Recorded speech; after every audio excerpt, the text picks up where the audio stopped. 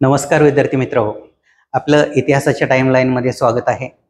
आपल्या चॅनलवरती आपण जे काही इतिहासामधील त्या दिवसाचं महत्त्व आहे ठराविक, तर त्या अनुषंगाने बरेचसे व्हिडिओ करत असतो. त्यामधील आजचा हा व्हिडिओ 14 मेचं महत्त्व काय आहे. 14 मेचं महत्त्व आपल्याला फोटोवरून लक्षात येतच असेल. 14 मेचं महत्त्व संभाजी महाराजांचा जन्म.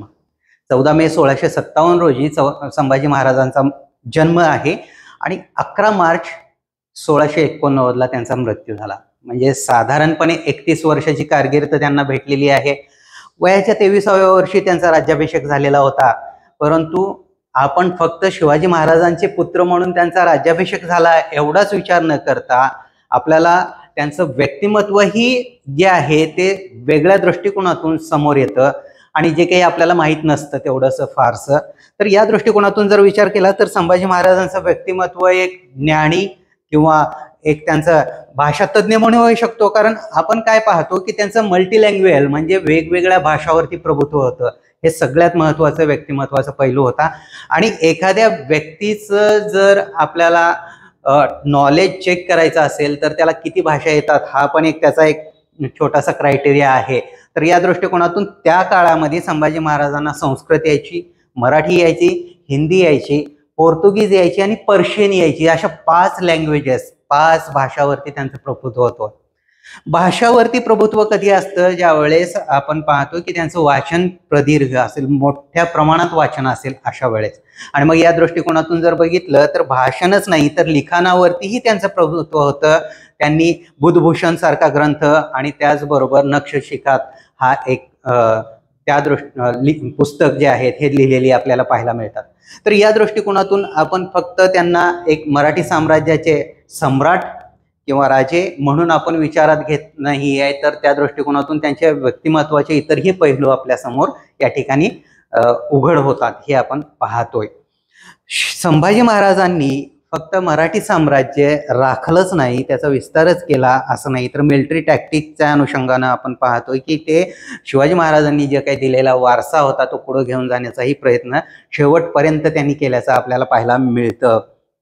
आणि या दृष्टिकोनातून संभाजी महाराजांनी फक्त मिलिटरीज नाही तर त्यांच्या व्यक्तिमत्वाच्या अनुषंगानं आपल्याला पाहायला मिळतं की त्यांचं जे काही एक प्रकारे संस्कृतीवरती किंवा जो काही समाज संस्कृती आणि हिंदू धर्म आपण म्हणू शकतो या सगळ्यांच्या दृष्टिकोनातून संभाजी महाराजांचं एक वेगळेपण या ठिकाणी आपल्याला पाहायला मिळतं. आपण फक्त जे काही वेगवेगळे मध्ययुगातील राजे महाराजे आहेत त्यांच्याकडे पाहत असताना यानं या कलेला प्रोत्साहन दिलं, त्यानं या कलेला प्रोत्साहन दिलं, त्यानं त्या कलेला प्रोत्साहन दिलं असं म्हणतो. परंतु मराठी साम्राज्यामध्ये विचार करायला गेलं तर आपल्याला दिसून येतं की शिवाजी महाराजांच्या नंतर संभाजी महाराजांना जास्त काही कालावधी मिळाला नाही.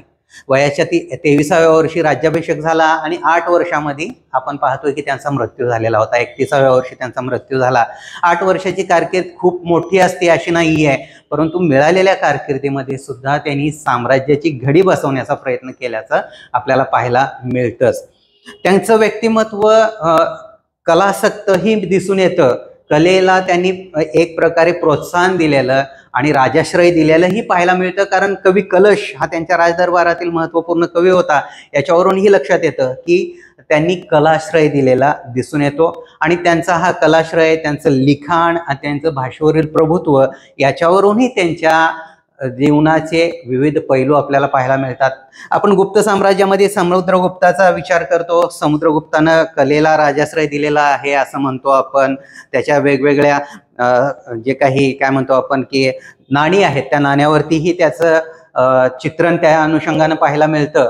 परंतु संभाजी महाराजांना तेवढा प्रदीर्घ कालावधी मिळाला नाही. त्याच्यामुळं त्यांच्या व्यक्तिमत्वातील हे पैलू समाजासमोर इतिहासासमोर उघड झालेले दिसून येत नाहीत किंवा त्याचा जास्तीत जास्त प्रभाव पडलाय असंही आपल्याला पाहायला मिळत नाही. परंतु नक्कीच हे एक वेगळेपण आपल्याला संभाजी महाराजांचं दिसून येतं. इतिहासाच्या टाइमलाईनमध्ये तुम्हाला या दृष्टिकोनातून अजून पुढील काळामध्ये वेगवेगळ्या पद्धतीने व्हिडिओज पाहायला मिळतील. निश्चितच तुम्हाला हे वेगळं एक इतिहासाची टाइमलाईन म्हणून आपण जो काही सिरीज चालू करतोय त्याचा फायदा होईलच.